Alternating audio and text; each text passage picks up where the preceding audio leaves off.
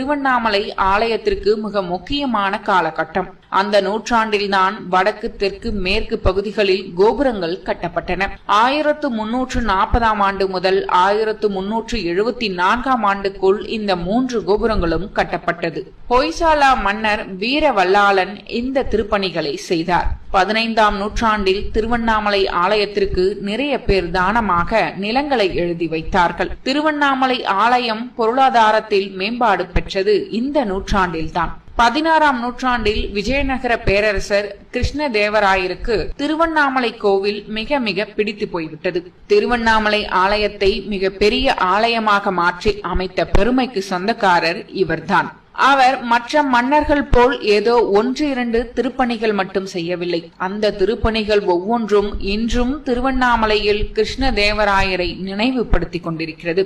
217 அடி உயரத்தில் கம்பீரமாக ஓங்கி உயர்ந்து நிற்கும் கிழக்கு ராஜகோபுரம், சிவகங்கை தீர்த்தகுளம், 1000 கால் மண்டபம், இந்திர விமானம், விநாயகர் தேர், திருமலை தேவி அம்மன், சமுத்திரம் என்ற நீர்நிலை, 7ஆம் திருநாள் மண்டபம், சன்னதியில் உள்ள 2 கதவுகள், வாயில் கால்களுக்கு தங்க முலாம் பூசியது, உண்ணாமலை அம்மன் ஆலய வாயில் கால்கள் கதவுக்கு தங்க முலாம் பூசியது, உண்ணாமலை அம்மன் சன்னதிக்கு முன் 6 அமுத கிணறு வெட்டியது, அண்ணாமலையாருக்கும் உண்ணாமலை அம்மனுக்கும் கிருஷ்ணராயன் என்ற பெயரில் பதக்கம் செய்து கொடுத்தது, நாகாபரணம், பொற்சிலை, வெள்ளி குடங்கள் ஆகியவை கிருஷ்ணதேவராயரின் முக்கிய திருப்பணிகளில் சில.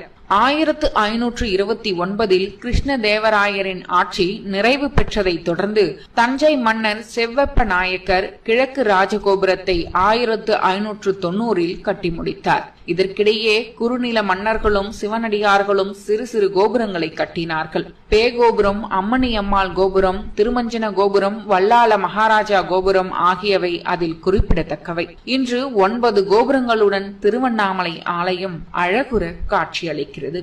கோபுரங்கள் அனைத்தும் 1370 கட்டத் தொடங்கப்பட்டு 1590 ஆண்டில் முடிக்கப்பட்டுள்ளது. கோபுரங்கள் கட்டி முடிக்கவே சுமார் 220 ஆண்டுகள் தேவைப்பட்டுள்ளது.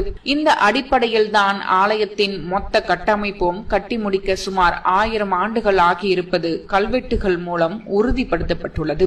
மன்னர்கள் மட்டுமல்ல, மகாராணிகள், இளவரசர்கள், இளவரசிகள், சிற்றரசர்கள், ஜமீன்தார்கள், பிரபுக்கள், அரசு பிரதிநிதிகள், சித்தர்களும் இந்த ஆலயத்தின் திருப்பணிகளில் முக்கிய பங்கு வகித்துள்ளனர். சோழ, பாண்டிய, பல்லவ, ஒய்சால, சம்புவராய, விஜயநகர, தஞ்சை மன்னர்கள் போட்டி போட்டு செய்த திருப்பணிகள் தான் திருவண்ணாமலை தலத்தை நோக்கி மக்கள் அலை அலையாய் வர உதவி செய்தது.